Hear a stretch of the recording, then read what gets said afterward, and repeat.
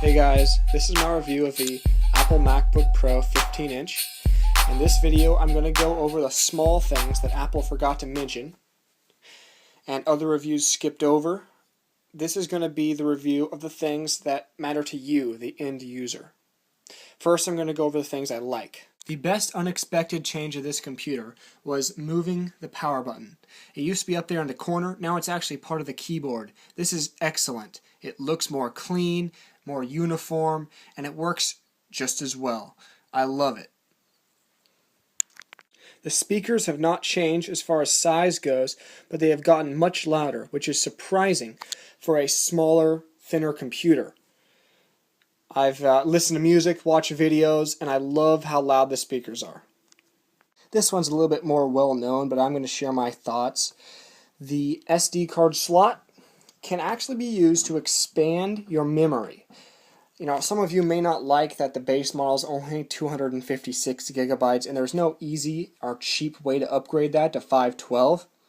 Well, now there is. You can put a 64 gigabyte memory card in there, and it really acts like a second flash drive. Since you have one flash drive, you might as well have another. Transferring between the two flash drives is almost seamless. It's extremely fast. So I'm very, very happy Apple added this. Of course, it was on their old models, but it's even more important now since our computers is flash-based. We've also got HDMI. Apple's never put that on a computer before, and it's awesome. If you want to plug this thing into a TV, it's hassle-free. USB is extremely important. USB 3.0, awesome. But why do we only have two? We do have one on each side, which is great. But without the DVD drive, couldn't you have added more? 4. Think about that. 4. 2 on each side would have been excellent. You could plug in your mouse, your camera, your iPhone, and something else, maybe a flash drive, all at the same time. That would have been excellent. Okay, here's something else I was less than happy about.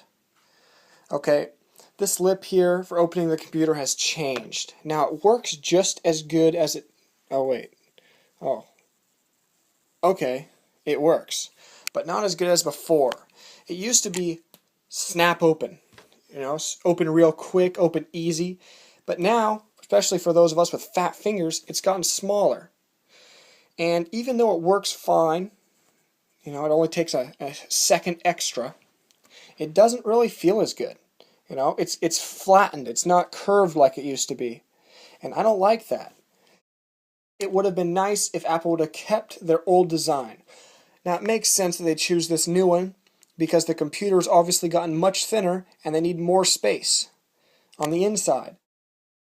Now I just turned on my fluorescent lights and I opened up something with a darker screen, some blacks here. And you can notice that glare that was reduced by 80% was not reduced enough. You can still see plenty of glare, and my computer's not even actually facing those lights. Let's tilt it up some more. There we go. Look at that nice white light there. Now as you're watching movies, especially during dark scenes, this can be extremely annoying. Usually web pages are in white, so in that case you're not going to notice. But I work at a mall, and it's even worse there. So that's a big complaint of mine. The screen is not anti-glare enough. If Apple would have offered the option to get an anti-glare display, it would have been excellent.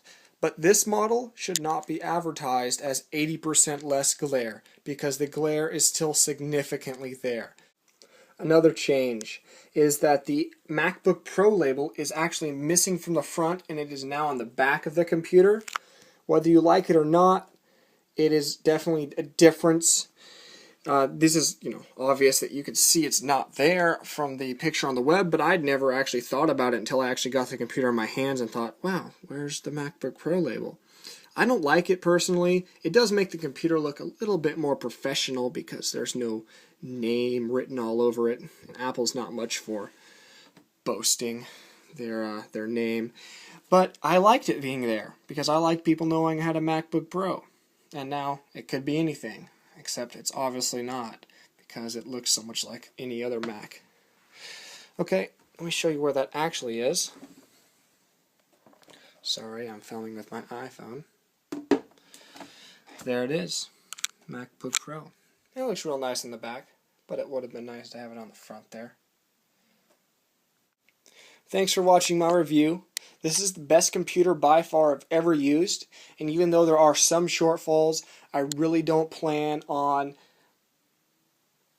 buying something else, maybe a 17-inch or whatever. If you're coming from a MacBook Air, you're coming from a previous generation MacBook Pro, maybe even the 17-inch, you're not going to regret buying this computer. It is awesome. There's just a few things I wanted you to be aware of. Thanks for watching.